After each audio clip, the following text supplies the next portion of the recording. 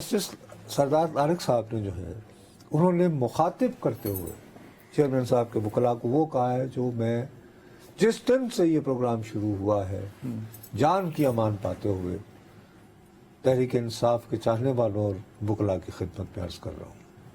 انہوں نے کہا کہ آپ مقدمات کو سیاسی طور پر چلائیں گے تو یہی ہوگا.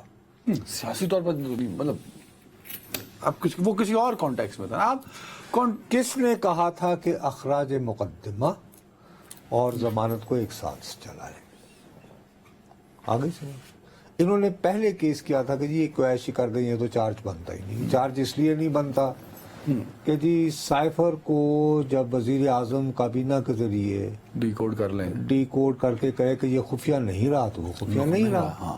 اچھا, اب لہٰذا ان کے خلاف یہ کیس بنتا ہی نہیں ہے.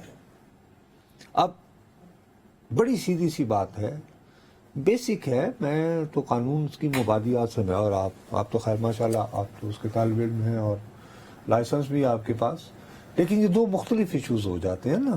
ایک یہ ہے کہ جی یہ مقدمہ ہی بے بنیاد ہے.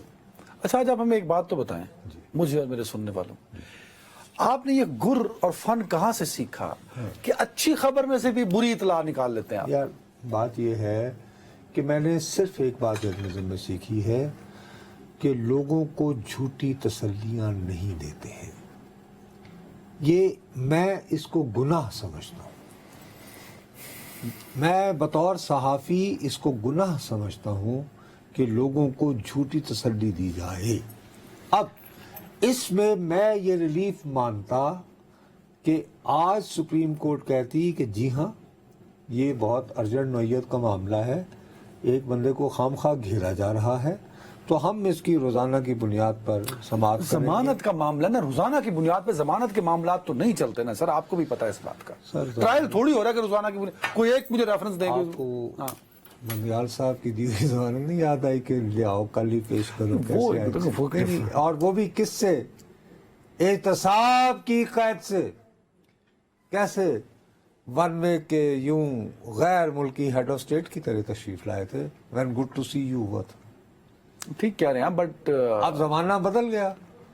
ہاں بٹ انہوں نے انکار نہیں کیا. انہوں نے کہا کہ اس درخواست میں اتنی جان ہے کہ نوٹسز جاری کر دیے جائیں تاکہ ان کو سنا جائے.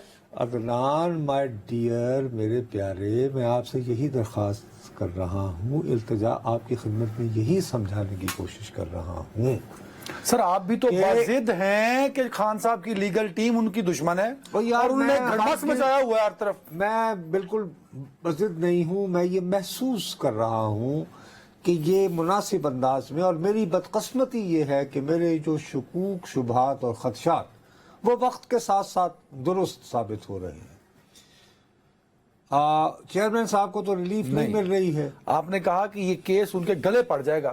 اب دیکھیں کل ہائی کورٹ کا فیصلہ اور آج سپریم کورٹ کی یہ کل کیا ہوا؟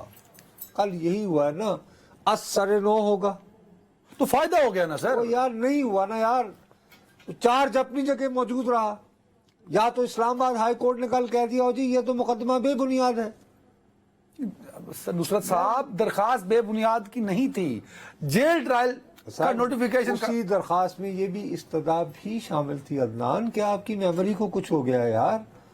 یہ استدعا بھی شامل تھی کہ یہ جج صاحب جو ہیں یہ درست نہیں ہے. ہاں وہ تھا, بالکل تھا. وہ کہا نہیں. ہاں اچھا یہ بھی ہے کہ جناب دیکھیے بنیاد جو ہے یہی تو جسٹس طارق مسعود صاحب نے آنریبل نے جو فرمایا ہے وہ یہ کہتے ہیں کہ یار آپ لوگ پہلے طے کر لیں کہ آپ لوگ چاہتے کیا ہیں. کیا آپ یہ ثابت کرنا چاہتے ہیں کہ سائفر جو ہے وہ خفیہ دستاویز نہیں رہی تھی جب سابق وزیر اعظم نے اپنی کابینہ کے ساتھ بیٹھ کے کہا کہ یہ جو ڈاکیومنٹ ہے اس کو ہم پبلک کر رہے ہیں, ہاں تو اس کے بعد تو انووک کرنے کا بنتا ہی نہیں کو تو سر یہ تو مقدمہ غلط ہے.